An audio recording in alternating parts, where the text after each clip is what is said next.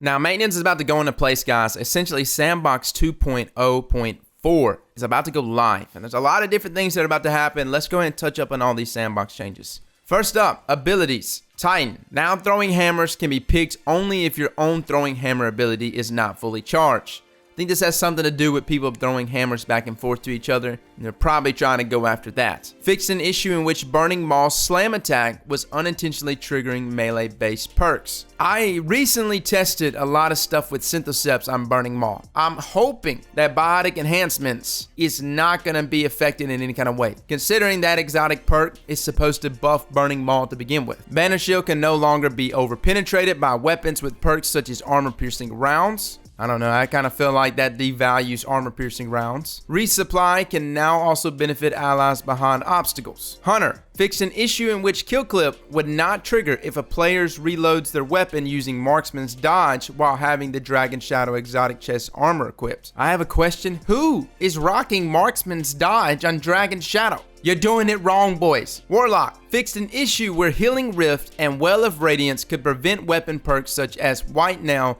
and Magnificent Howl from working properly. Fixed an issue where handheld supernovas could deal damage to allies. That's the thing, I actually got killed yesterday from an ally hitting me accidentally with his handheld supernova. Fixed an issue where handheld supernova kills would sometimes appear as killed by the architects. Also states that the ability was inconsistent in triggering the Dark Matter perk. I did notice whenever I did play the new Voidwalker subclass that, yeah, it had some issues with activating Dark Matter at times. Casting Chaos Reach with your back up against a wall will no longer block the beam. My issue is not necessarily it blocking, but I just kind of lose my field of view completely because of the animation. Fixed an issue in which Chaos Reach was dealing less damage at lower frame rates. As a result, players may now notice an increase in total damage output. Oh man, I wonder if that's tied to us in any kind of way at all on console. They said this super was going to break the game in terms of damage, especially in PvE. I have yet to actually experience that. So, we're gonna have to see that for ourselves today. Moving on to our armor changes. This one's a sad one, boys. God, I just made a video on this last night. Lucky Pants will no longer reload hand cannons that are not stowed. Jesus Christ. Not even 24 hours that video has been out. Now the question still remains. Will it still activate it, just not reload it? If that's the case, we still good, boys. Fixed an issue where ammo scavenger perks would give certain weapons less ammo than intended. Yeah, scavenger perks, some of them are a little buggy, especially with our exotics. They don't actually give you back the amount of ammo you should be giving back. Weapons. Increase scout rifle damage against combatants. This is great. I'm assuming that's directly related to PvE though. Reposition the scope on the Fighting Lion's Lupus Visage ornament for better visibility while players are aiming down sights. Decrease Fighting Lion damage to be brought in line with the other breach load grenade launchers. Reduce aim assist on Sleeper Simulant. Wait, you're telling me people are gonna have to aim now? Oh my god. What is the world coming to? Buffed aim assist on linear fusion rifles, not including Sleeper Simulant. Damn, I already thought they were pretty sticky. Fixed an issue where dynamic sway reduction in Zen Moment perks would not function properly when combined with Lunafaction boots or Rally Barricade. Not sure what the issue was there, boys. Fixed an issue where the Taken Spec mod description was displayed twice in a weapons tooltips. Okay, cool.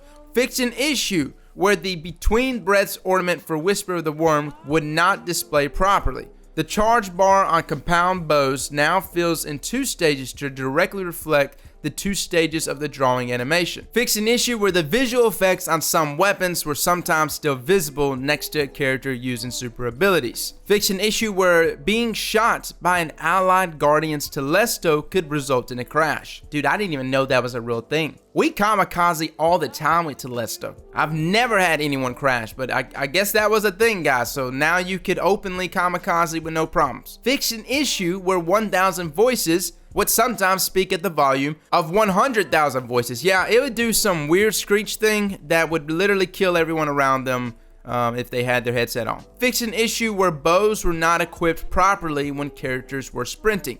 fixed an issue where Badlander's shotgun was missing a reload audio. They also mentioned they updated the ATC Rex hockey scope to align with the other weapon scopes. There's like things that Bungie are saying now that I didn't even know was an issue. Now they did say they updated the draw animation on Trinity Ghoul, updated the description of Ionic Return on Borealis to more accurately reflect its bonus damage behavior. I don't think that's going to be a buff in any way. I think there's just been people scratching their heads wondering, okay, how much does Ionic Return actually buff this weapon? I'm pretty sure in PvP it can still one-shot body shot kill on 0 resilience guardians when Ionic Return is actually activated. Gambit quitter penalties have been re-enabled. Honestly, on PC I've seen more issues with botting than I have with quitter penalties. Moving on to Crucible, Iron Banner. All Iron Banner bounties will now reward powerful gear. Thank God. More incentive for all of us to be hitting up Iron Banner. Also, the Rhetorics Broadsword quest is getting a slight tweak. They updated the quest step, the candidate in forging the broadsword, to new requirements. In Crucible,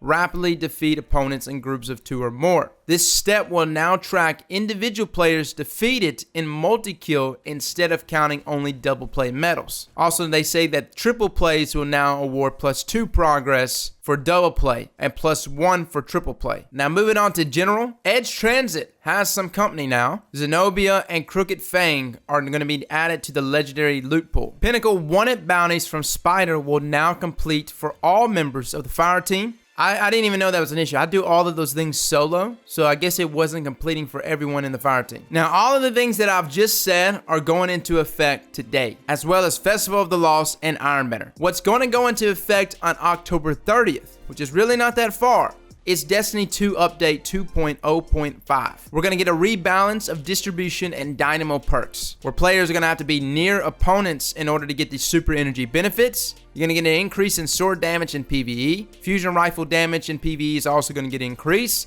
Increased viability of malfeasance in PvE and Gambit activities. They're also going to be adjusting the visibility of the Titan Banner shield, making it easier for players to see through its effects. This update is also going to be adjusting exotic rewards to help reduce the number of duplicate drops. They're also adding Masterwork cores as a reward for specific Spider wanted bounties and general scrapper bounties. So guys, those are the updates that are on the horizon. I think the biggest one out of all of that is us wondering how exotics and things like Masterwork cores are going to play out. What has not been stated in either today's update or in future updates, but it was talked about on Twitter, was Oathkeeper. Oathkeeper is still currently bugged. It doesn't decrease draw time in any way. So hopefully that's still on Bungie's radar. Well, fellas and ladies, thank you all for coming and watching. And as always, slap that like button like your mama told you right.